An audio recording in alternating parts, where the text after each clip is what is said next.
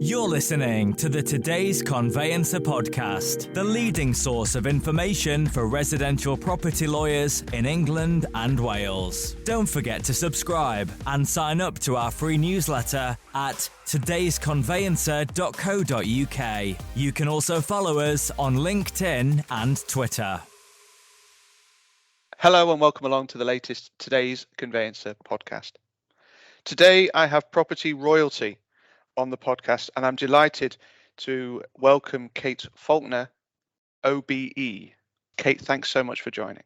It's fine. That still hasn't quite sunk in, I don't think. I bet. Named in the honours list this year, Kate is a property market commentator, a consumer champion, an industry champion, and a mover and shaker in the home buying and selling group.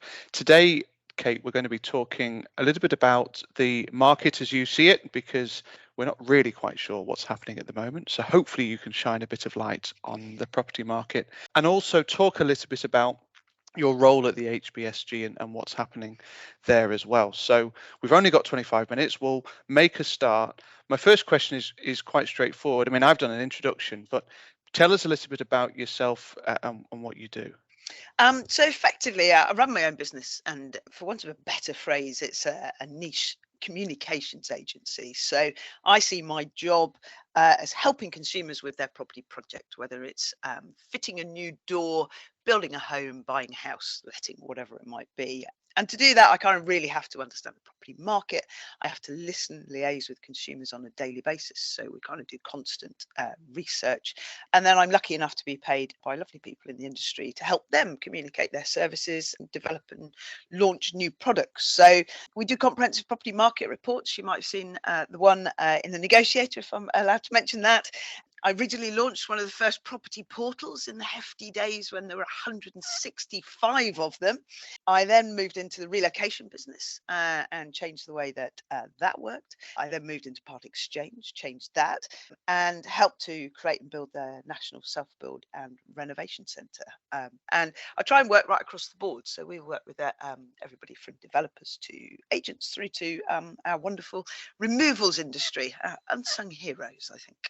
Speaking of unsung heroes, today's conveyancer champions the conveyancer, of course, and the conveyancing industry has definitely been through it over the last couple of years.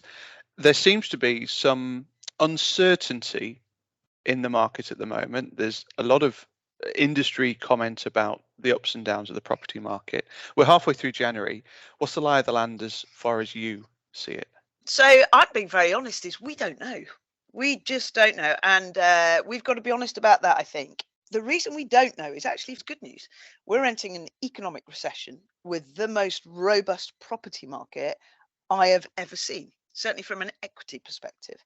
But we have some extraordinary, tricky economic issues from inflation to mortgage rate rises and the cost of living. The approach out there seems to be the normal doom and gloom. So I always say everybody goes into panic mode when prices rises, and everybody goes into panic mode when prices might fall. And from my perspective, I think we'll probably do okay, and we won't really start having an idea of the impact until sort of March, April time. There are sort of two views, if you like. One is that because the equity side is so robust, we're looking at maybe 5 to 10% price falls. Of course, worse on the transaction front. So maybe looking at around 800, 850 transactions, which is not great from the industry perspective, but we kind of should be factoring in that comes after you've done 1.5, nearly 1.6 million one year, and then you kind of still carry on riding that wave the next year. So hopefully people are in good shape. But the good news is we do have a lot of better data now. I mean, the data that's coming out is just phenomenal. We still have a shortage of homes in most areas. Lettings is actually going to be worse this year than buying and selling. But that'll keep rents up. That'll keep some prices up. There's this vast difference everybody needs to know about between the flat and house market. So I think the house market will carry on. In the past, we needed first-time buyers to keep the market moving, but because we've got so many people trading down as well as trading up, I'm not expecting the fall in the number of first-time buyers we'll see this year to impact so much on the rest of the market, and sort of hold it to ransom a little bit. So we may see the 20% falls that we normally do in a recession, but I'm very much in the camp of 5 to 10% falls. And weirdly, we can cope with the 10% fall in prices because we had rises in prices that nobody ever expected last year. So I'm hoping it's not the doom and gloom that we thought. I know it will be rough transaction wise, but I think that gives us as an industry a good opportunity to really look at the way our business works, the way home buying and selling works, and hopefully implement some really good changes this year. Well, perhaps we'll come on to that, but I want to drill into some of those stats that you've pulled out there, because let's say 850 is around about where this year's going to end up. That's very much in line with what we were doing 2012 to 2015, 16, isn't it? And it's that normality of that market. So to me, it needs to be taken in that context. It's been abnormal for the last 2 years. Yeah, 100%. That's a great way of explaining it. And this is something we're going to be looking into, and hopefully we'll get some answers over the next few months. But on average, since 2000, we've done 1.2 million sales every single year. We know that they go down to sort of, I think it was about 600, 700 maybe for England in the last recession. And it was probably similar in the 90s. And we know they go as high as 1.5, 1.6. And what I don't think people appreciate outside our industry is I don't think there's any other industry that has that vast range. You know, my background's food, retailing, very much FMCG businesses. But you look at the car, the health and beauty industries, the food industry, they always have an underlying profit. We have a boom and bust market. And that makes everybody's life very difficult, because when you want to make change and it's busy, it's difficult to make change because everybody's too busy. When you want to make change and it's quiet, it's difficult to make change when it's quiet because, of course, we don't have the number of people because our business has just halved. And we've got to learn how we manage that ongoing. Developers in particular get kicked quite hard. But I think we all forget Barratt might be doing fine last year, but we nearly lost them in the last recession. You know, and how awful would that have been? So we have to have a more long-term look at our market, and we all have to find a way of managing those huge ups and downs that, as I say, very few other industries have to deal with. And it takes a massive toll on recruitment. It takes a massive toll on retention and just planning as well, because we're at a point in time now where we know that there are redundancies in the conveyancing market. We know that people have already started to take those decisions. As you say, it seems very difficult to actually plan long term when there's so much fluctuation. Yeah, but you can. Other industries have it. So, for example, if you sell Easter eggs, guess what? This happens every single year. And if Easter eggs is your bag, you ramp up from, it appears to be the 31st of December, and you ramp down at the end of April. So we've got to learn how to do that. And I think because people want more flexible lifestyles, particularly since the pandemic, that's a great way for us to be able to work with people in this industry, because we cannot, replace people easily that have to have so much training for their day job. I mean, the legals takes not just the time you train in legals, but all that experience in every conveyancing that you do. I mean, I learn something every time I move. I learn something every time I hear from people or help people out. And that's why I've stayed in the market. I just get bored very easily, but I'm not bored in property because every day is different. And I love that about it. And it keeps my attention because you never stop learning. There's no experts really in our market, because you'll never be an expert because it's so diverse and it changes so much. And that's a wonderful thing. It's hard, but we should celebrate that. You talked about the fact that a reduction in transactions might give us more time to think about our business, to think about the property transaction as a whole. I mentioned the fact that you're obviously very heavily involved in the Home Buying and Selling Group. Home Buying and Selling Group has been going for a couple of years. It's introduced a number of initiatives, but at a recent roundtable, it suggested that it might have gone as far as it can without legislative intervention. Is that how you feel? Yeah, because again, I don't know about you, but if our business is compared to buying a toaster one more time, I'm going to get physical. And obviously that wouldn't be good, particularly with an OBE.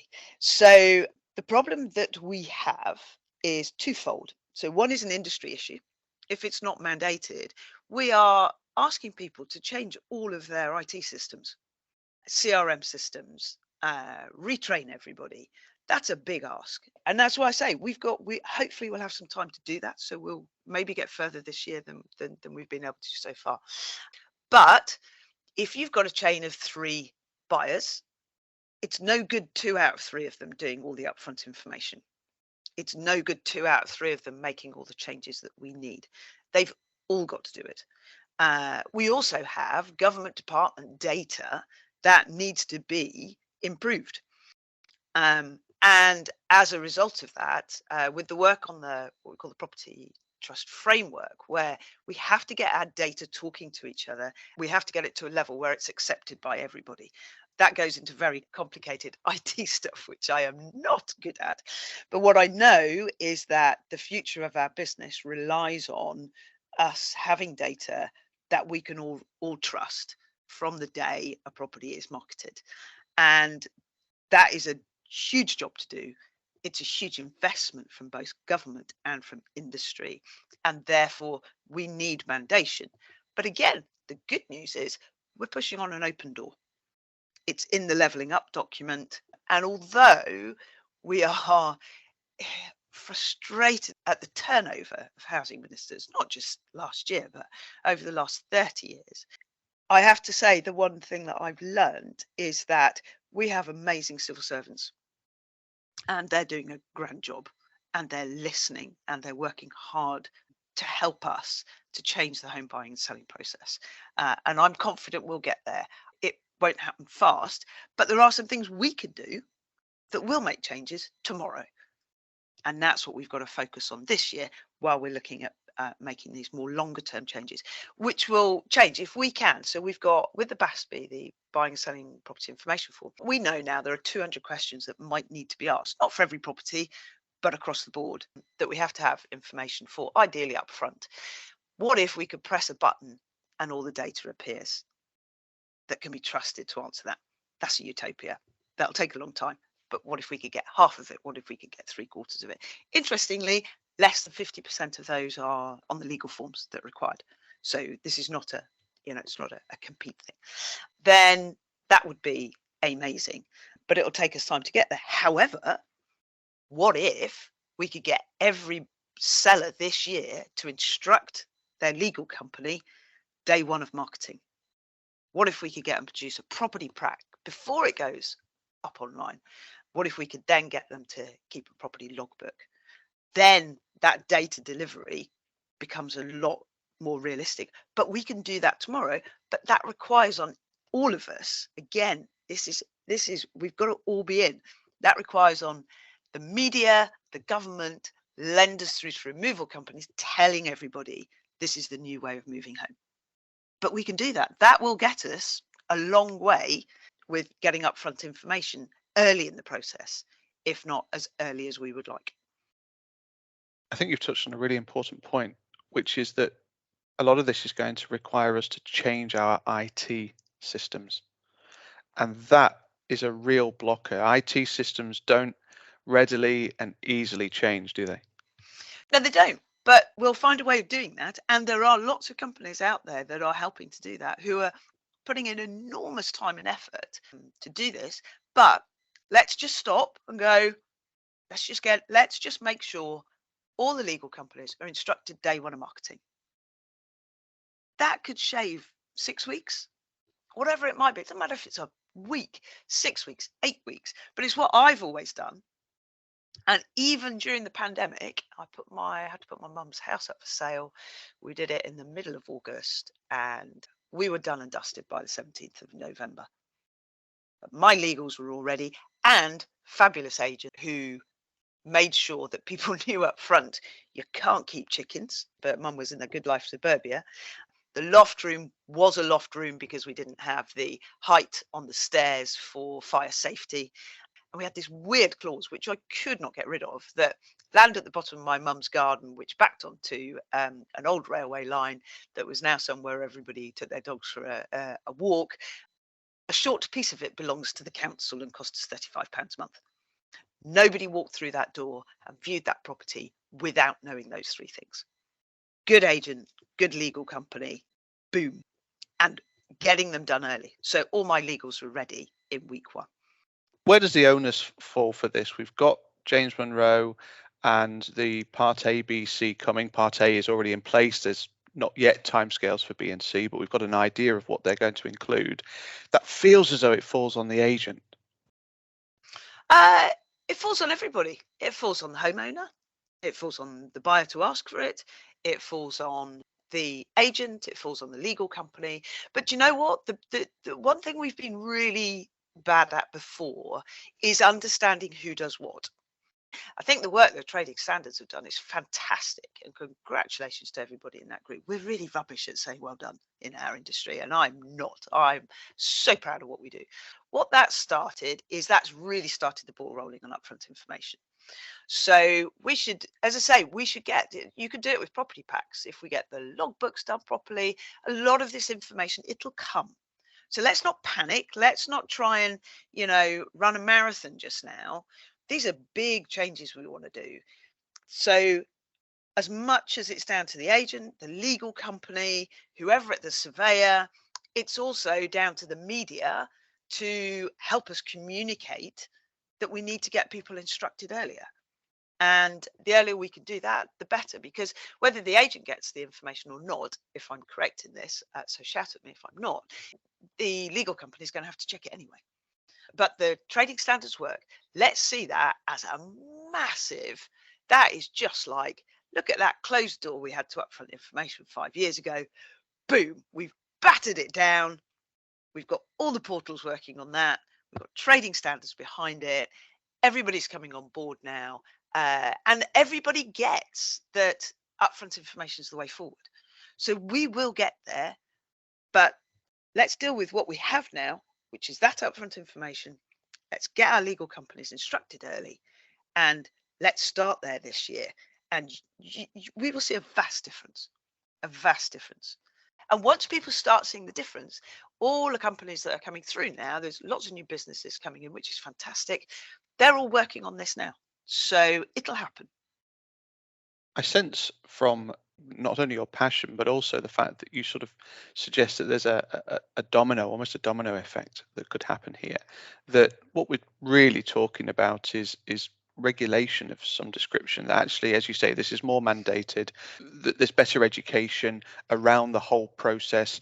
There's regulation of property agents being talked about. That's kind of what this needs. No, that totally underestimates. I am shouting at the rooftops for crying out loud, regulate agents. Will you stop allowing people to set up agents in their bedroom and their garage? It's got to stop.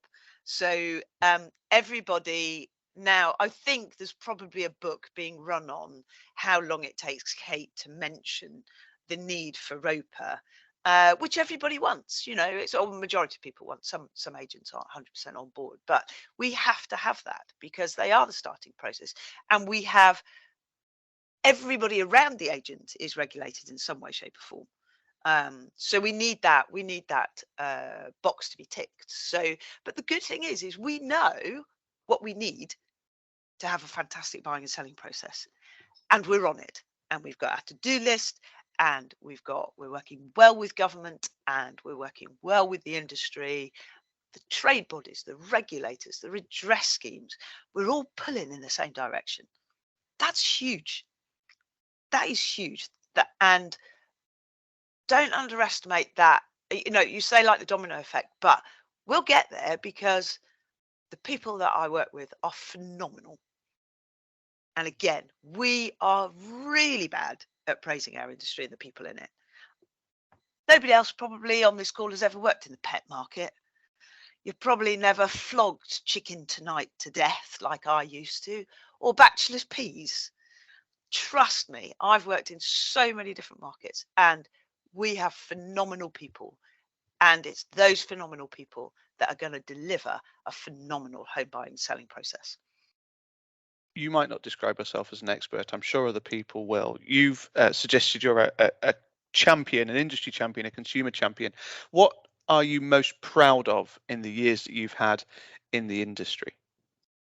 I'm going to be really probably quite annoying for that, but I am so proud of the people I work with. So I'm going to bang on about that again. Not just because they're smart, not just because I think, nobody realizes how much people care and how much care and kindness goes into putting a roof over people's heads. I couldn't be a nurse because I'm really rubbish. I can't even watch something like A&E, or just can't. Hate it. I'd be really rubbish in the police force because I'd probably end up thumping somebody that thumps somebody else. I was quite good at looking after dogs once they got to the RSPCA as a volunteer. But you know what? I'm really, really good at putting a roof over people's heads. Think of what the difference is. Think of when people move, getting married, getting divorced, somebody's in debt, they've died. Terrible personal circumstances. And what we do is we put a new roof over somebody's heads that's going to make a massive difference to when they wake up in the morning, to enjoying their day and going to bed at night. I'm hugely proud of that, but I'm really proud of the people that I work with who go to ridiculous lengths to try and help people. One of my favourite stories from my judging days was an agent got called up by the buyer because their dog had died. You kind of go, right, where's this going? And they didn't want to bury it in their own garden. They wanted to bury it in the new garden. And could the agent have a chat with the seller? And they had a little burial. This is life. People go to great lengths to put roofs over people's heads, and removals guys who are still there at 8 o'clock at night because people haven't moved out early enough. So what I'm really proud of is the job that our industry does.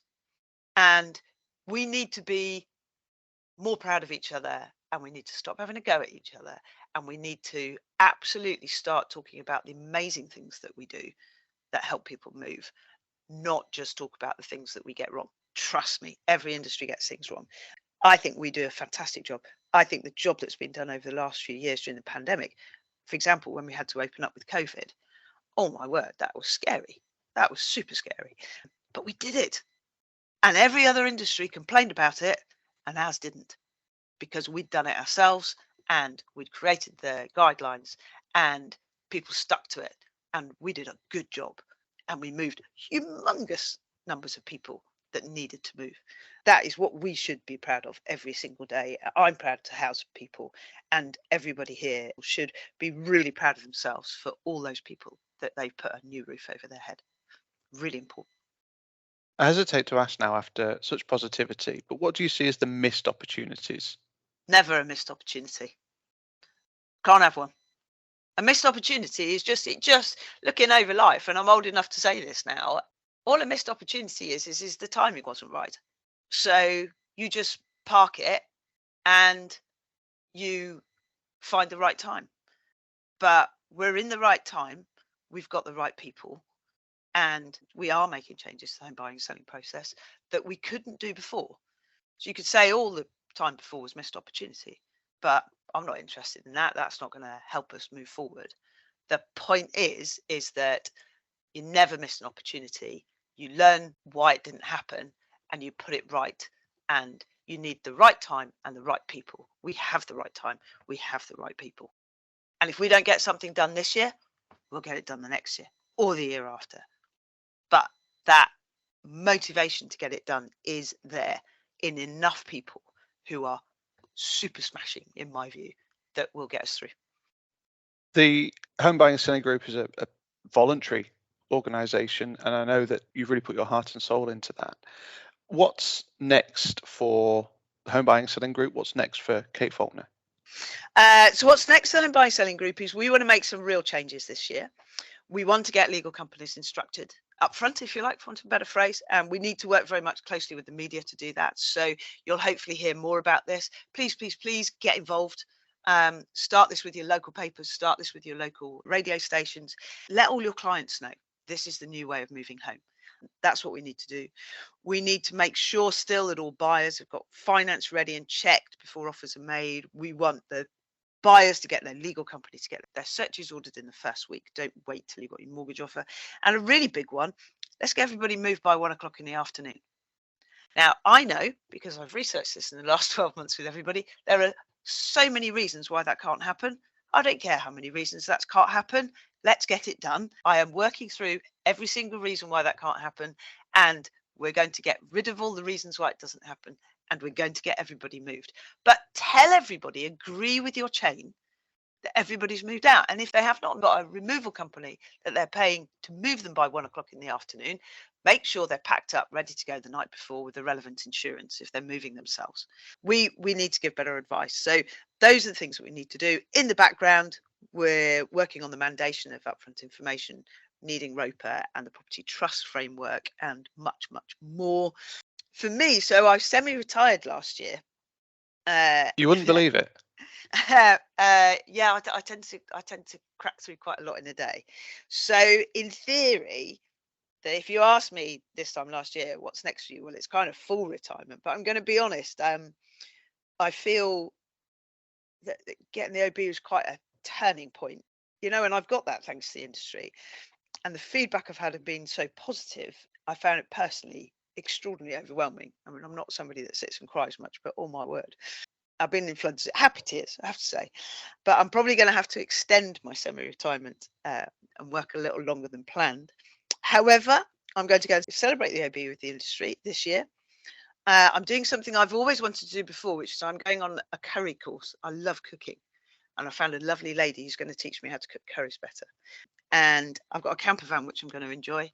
And on my birthday, which is coming up, I'm going to the ABBA concert. So it's probably way too much detail than you were expecting, but good work-life balance, to coin a very overused phrase. But we're going to change the home buying and selling process, and I need everybody's help. So please help me. Well, if that's not a call to action, then I don't know what is. Kate, it's been an absolute delight to have you on the podcast. Thank you so much for joining. Likewise. Lovely to talk to you. The Today's Conveyancer podcast is available on your preferred podcast provider. It's also available on todaysconveyancer.co.uk. I would just echo your call to action, Kate. We're going to get very, very involved in this. We're going to be talking about the property trust framework shortly on the podcast as well. So keep your ears out. But my thanks to Kate. Thank you very much indeed for listening, and we'll see you again soon. You're listening to the Today's Conveyancer podcast, the leading source of information for residential property lawyers in England and Wales. Don't forget to subscribe and sign up to our free newsletter at todaysconveyancer.co.uk. You can also follow us on LinkedIn and Twitter.